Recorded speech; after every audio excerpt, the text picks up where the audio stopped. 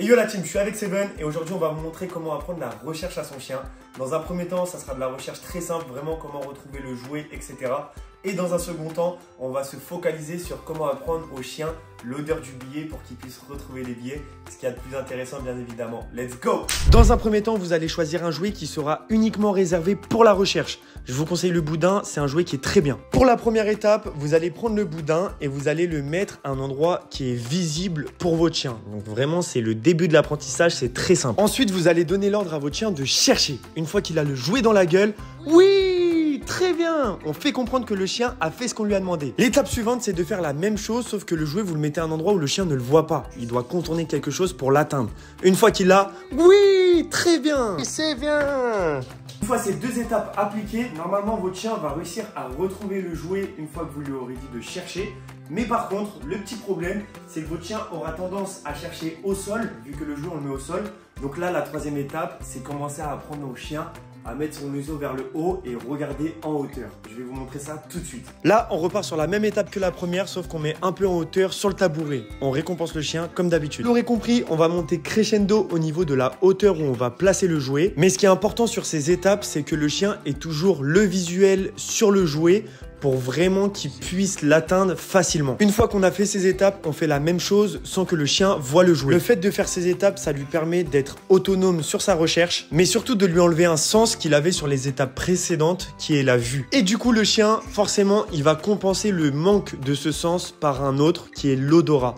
Et c'est comme ça que votre chien va comprendre ce que c'est réellement la recherche. Et maintenant, on complique la tâche. On met dans un tiroir par exemple, mais c'est important que le chien voit qu'on a mis dans le tiroir.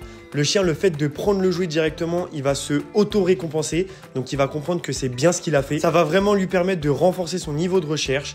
Et ensuite, on le met en difficulté en mettant le jouet, mais fermer le tiroir, laisser entrouvert. Le chien ne peut pas se récompenser tout seul. Donc, c'est là où il faut lui faire comprendre qu'il faut s'asseoir pour que nous, on le récompense par la suite. C'est vraiment important qu'ils comprennent que c'est pas à lui de s'auto-récompenser, mais plutôt à nous de le récompenser, d'avoir trouvé l'endroit.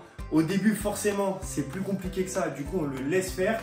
Mais après, c'est là où on va commencer à le guider, à lui faire comprendre que non, c'est pas toi qui vas ouvrir le tiroir, c'est moi. Mais c'est à toi de me montrer que c'est dans le tiroir, donc assis-toi. C'est une étape qui est longue, forcément, il faut persévérer, il faut être patient. Mais ça va le faire. Les chiens comprennent très vite, ils sont bien plus intelligents que ce que l'on pense. Une fois toutes les étapes respectées à la lettre, vous allez pouvoir vous amuser avec votre chien à mettre dans des endroits compliqués. Mais ce qui est vraiment important la team, c'est de respecter le besoin de votre chien et ne pas trop en faire, sinon il va s'en lasser et il ne va pas aimer cette activité. C'est une dépense qui demande beaucoup mentalement et physiquement. Et ça, il faut vraiment respecter le chien sur ça. Cherche! Allez Seven, cherche-moi ça. Va-t-il trouver? Vous allez voir, regardez, par exemple, Seven, lui, vu que c'est un expert, il sait déjà. Et regardez ce qu'il doit faire, c'est s'asseoir. On le laisse, il travaille, très bien. Il se concentre. Regardez. Eh, non, on ne griffe pas. Voilà, très bien. On s'assoit, c'est très bien ça. Et ensuite, récompense. Oui! Maintenant que je vous ai appris à trouver un jouet plutôt basique, on va voir comment apprendre au chien à retrouver les billets. La team, cette fois-ci, on va être plus intelligent et plus malin que le chien. Et vous allez voir que l'astuce, elle est vraiment pas mal.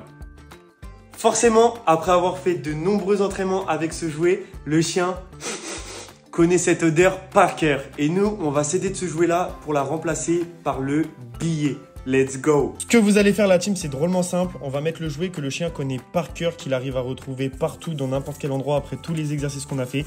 Et mettre une dizaine de billets. Voilà, plus il y en a, mieux c'est. Comme ça, l'odeur se diffuse bien correctement et l'odeur est assez dense. On va les mettre devant. Donc ça fait tiroir, billet, jouet. Cherche! Oui, qu'est-ce qu'on fait? Très bien! Oui! Mais du coup, à quoi elle sert l'étape que je viens de vous montrer? Tout simplement, je vais essayer d'être le plus explicite possible la team, j'espère que vous allez comprendre. Le chien, on est d'accord, le jouet, il connaît l'odeur par cœur comme sa poche, elle est ancrée dans son cerveau. Nous, ce qu'on va essayer de faire, c'est de mélanger l'odeur de ce jouet avec l'odeur des billets. Donc ça va faire une odeur jouet-billet. Jusqu'à là, vous me suivez? Le chien, quant à lui, ne va pas réussir à dissocier les deux odeurs présentes dans le tiroir. Lui, il va automatiquement sentir son jouet, s'asseoir pour nous faire comprendre que c'est à l'intérieur. Nous, on va le récompenser, le réconforter dans ce qu'il vient de faire. Et automatiquement, inconsciemment, il va enregistrer une nouvelle odeur de son jouet qui est une odeur jouet-billet.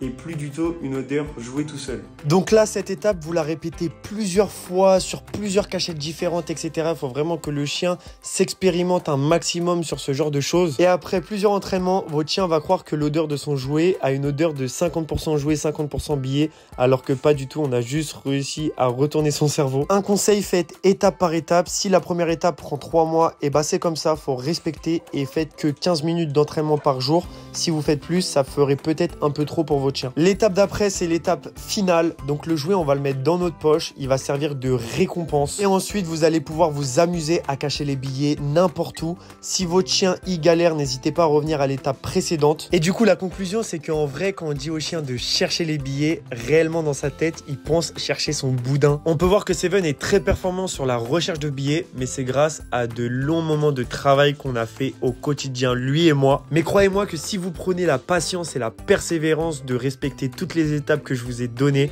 vous allez pouvoir faire la même chose avec le vôtre. Voilà la team, grâce à ce tuto, maintenant vous allez pouvoir apprendre à votre chien à retrouver soit un jouet, soit des billets.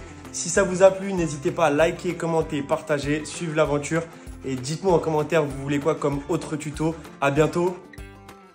Ciao. Seven, on leur dit ou pas qu'on va bientôt sortir un jouet révolutionnaire qui va permettre d'apprendre n'importe quelle odeur à son chien très facilement? Ah non, on leur dit pas? Merde, ça filme!